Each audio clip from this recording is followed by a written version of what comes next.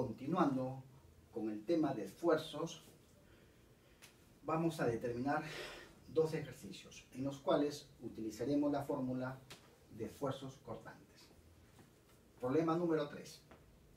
Nos dicen determinar la longitud para que el esfuerzo cortante promedio en el pegamento sea 0.8 megapascales.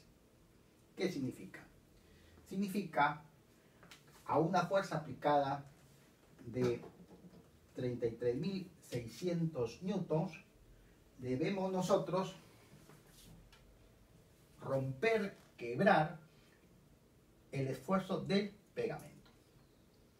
Nos dan sus condiciones, que es 0.8 megapascales, que es el esfuerzo cortante del fabricante. Para esto necesitamos aplicar la fórmula. Bien, para poder solucionarlo, observamos del gráfico que la longitud L que nos están pidiendo es 2 veces X, que viene a ser lo mismo, más 10 milímetros. Entonces necesitamos saber X para hallar la longitud del problema. Bien, podemos hacer un diagrama de cuerpo libre. Podemos hacer un diagrama de cuerpo libre. ¿Qué cosa es un diagrama de cuerpo libre? No es más que la resultante de las fuerzas que inciden en el elemento madera. Por ejemplo, tenemos los 33.600 newtons y el pegamento adherido a la otra madera nos hace un equilibrio de 2F. F más F, 3.600 para tener el equilibrio correspondiente. Entonces, haciendo la sumatoria de fuerzas horizontales, podemos determinar fácilmente cuánto vale F. Sería la mitad de 33.600. Ya tenemos F. ¿Cuál es el área de corte o el área de contacto?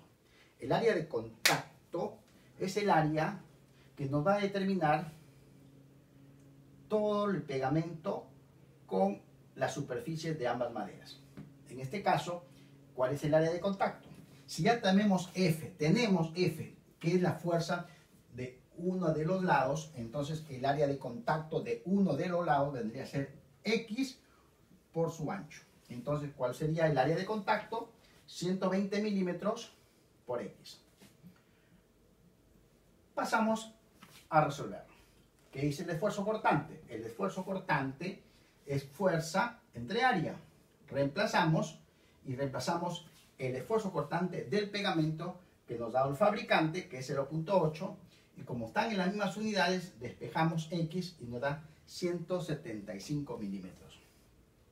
Por lo tanto, ¿cuánto valdría la longitud L?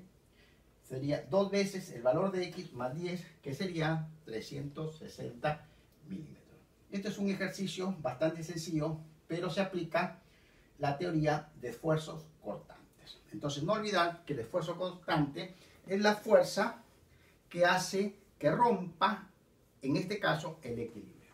Bien, vamos a hacer un segundo ejercicio, que sería el problema número 4, aplicando la misma teoría.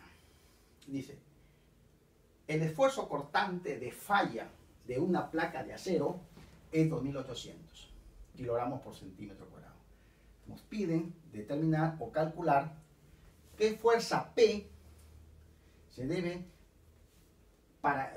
calcular para perforar un agujero de 5 centímetros de diámetro. Y la parte B, el esfuerzo normal promedio que produce esa fuerza P. ¿Qué significa?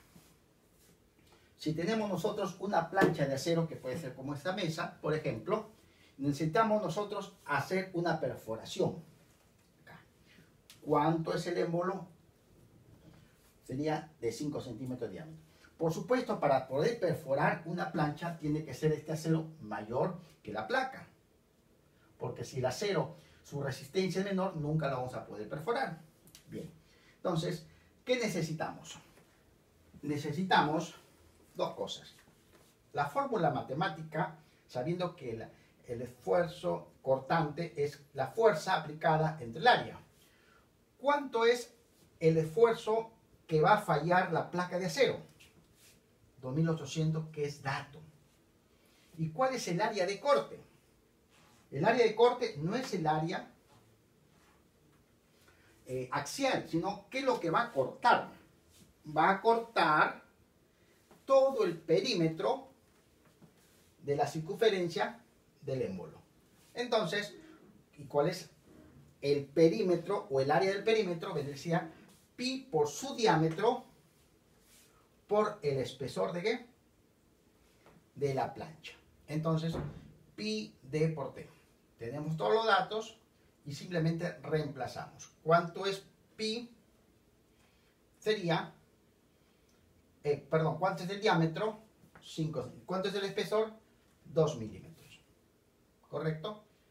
Entonces, simplemente decimos, carga es igual al esfuerzo cortante, 2800, por el área, pi, diámetro, 5, y el espesor, 0.2 milímetros, que convertido a centímetros sería 0.2 centímetros.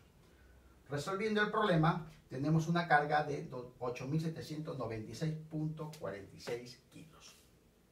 Sería como respuesta para la parte A.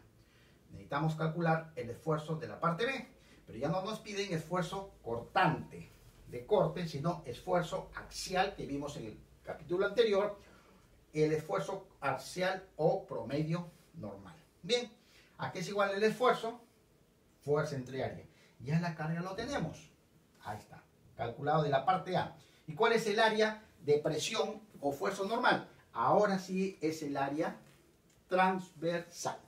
Vendría a ser pi cuartos por su diámetro. Como el diámetro es dato, simplemente tenemos el área. ¿Cuál sería el esfuerzo? La división matemática y nos da un esfuerzo axial, si queremos poner así, o normal,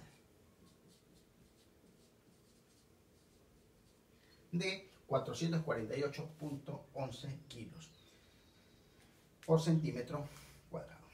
Esta sería la solución de los dos problemas. Gracias.